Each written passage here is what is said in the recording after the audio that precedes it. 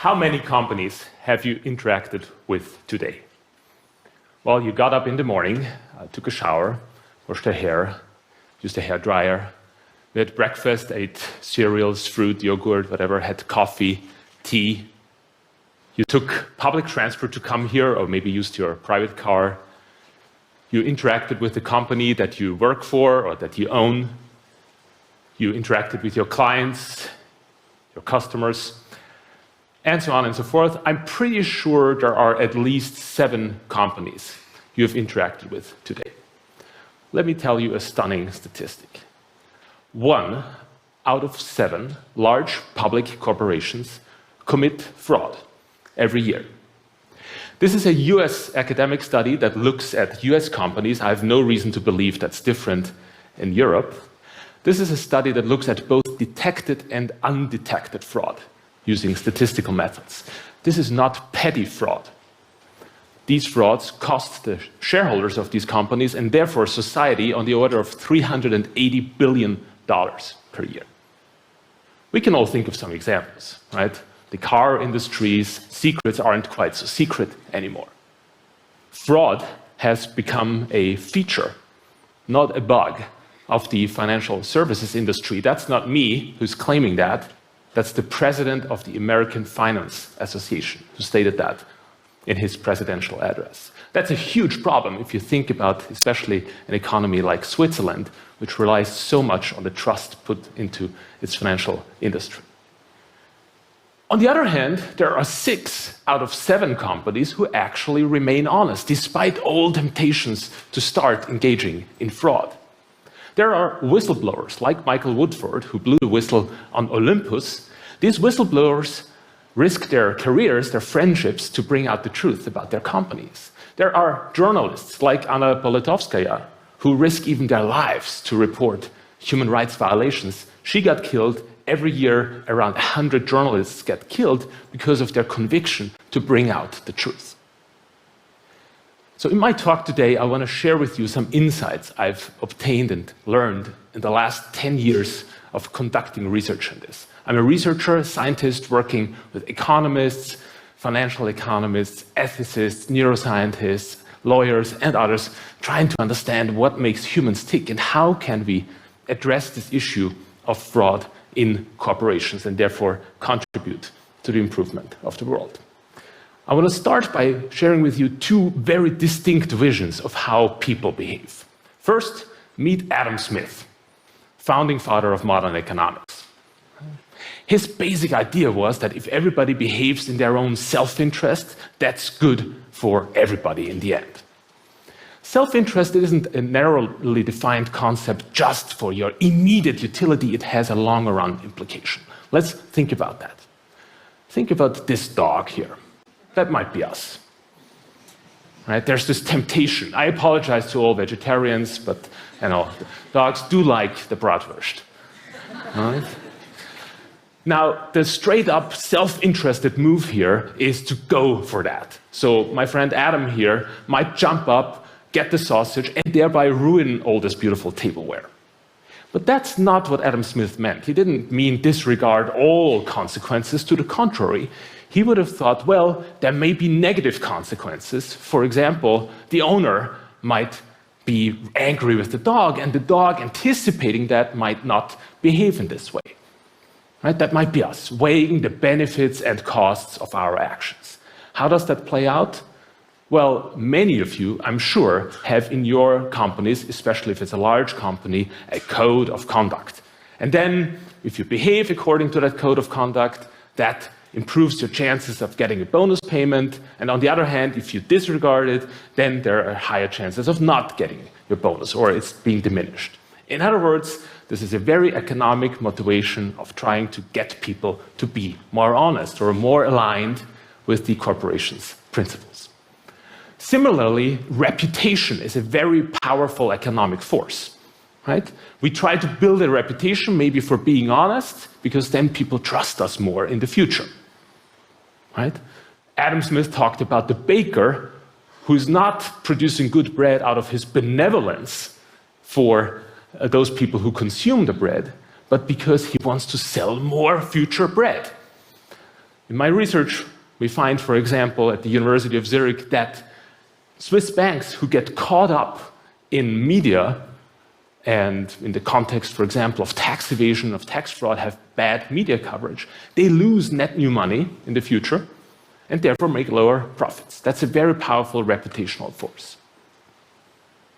Benefits and costs.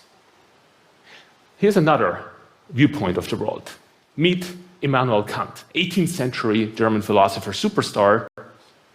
He developed this notion that independent of the consequences, some actions are just right and some are just wrong. It's just wrong to lie, for example. So meet my friend Immanuel here. He knows, yeah, the sausage is very tasty, but he's gonna turn away because he's a good dog. He knows it's wrong to jump up and risk ruining all this beautiful tableware. If you believe that people are motivated like that, then all this stuff about incentives, all this stuff about code of conduct and bonus systems and so on doesn't make a whole lot of sense. Right? People are motivated by different values, perhaps. So what are people actually motivated by? These two gentlemen here have perfect hairdo, but they give us very different views of the world.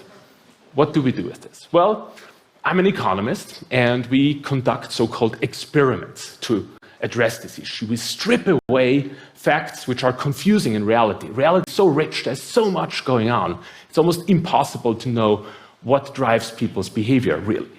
So let's do a little experiment together. Imagine the following situation. You're in a room, alone, not like here. There's a 5-franc coin, like the one I'm holding up right now, in front of you. Here are your instructions. Toss the coin 4 times, and then on a computer terminal in front of you, enter the number of times tails came up. This is the situation. Here's the rub. For every time you announce that you had a tails throw, you get paid 5 francs. So if you say, I had 2 tails throws, you get paid 10 francs.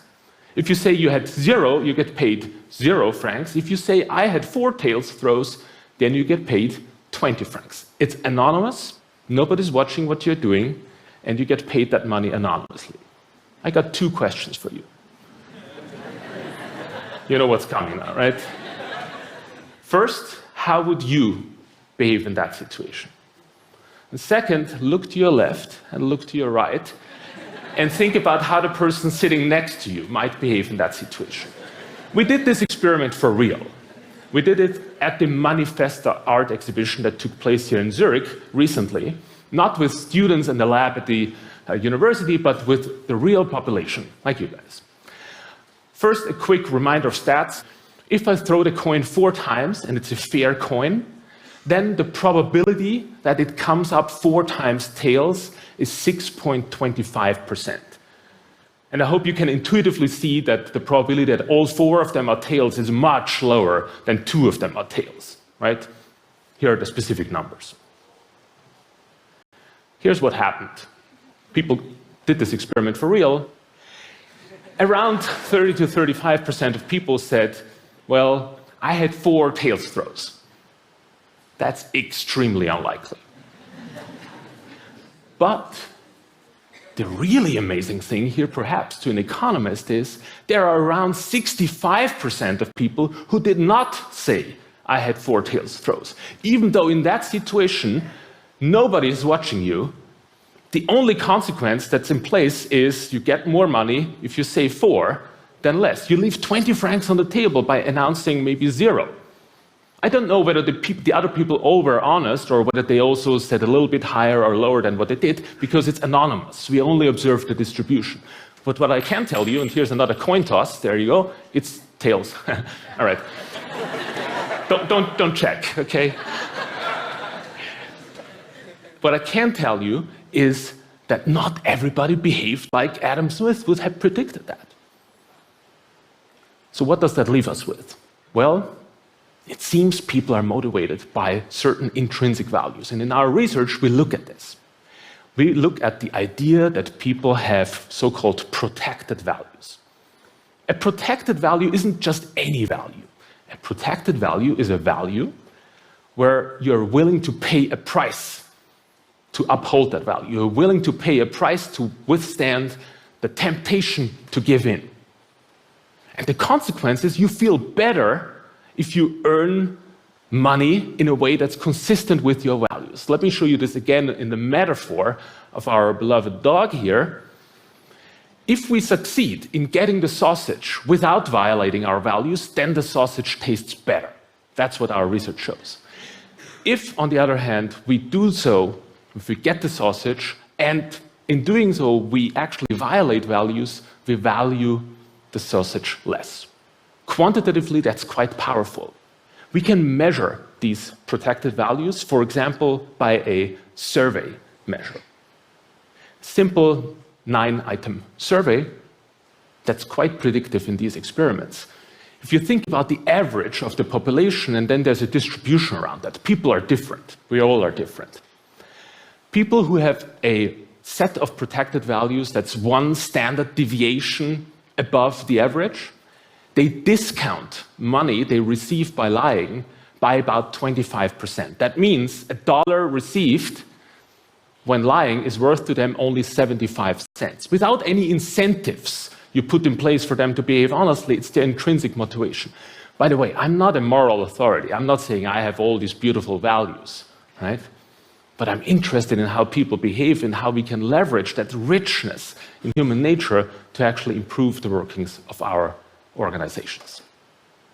So there are two very, very different visions here. On the one hand, you can appeal to benefits and costs and try to get people to behave according to them. On the other hand, you can select people who have the values and the desirable characteristics, of course, competencies that go in line with your organization. I do not yet know where these protected values really come from. Is it nurture or is it nature? What I can tell you is that the distribution looks pretty similar for men and women. It looks pretty similar for those who had studied economics or those who had studied psychology.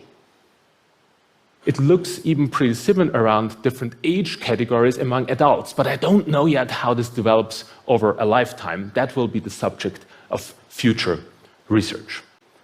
The idea I want to leave you with is it's all right to appeal to incentives. I'm an economist. I certainly believe in the fact that incentives work. But do think about selecting the right people rather than having people and then putting incentives in place.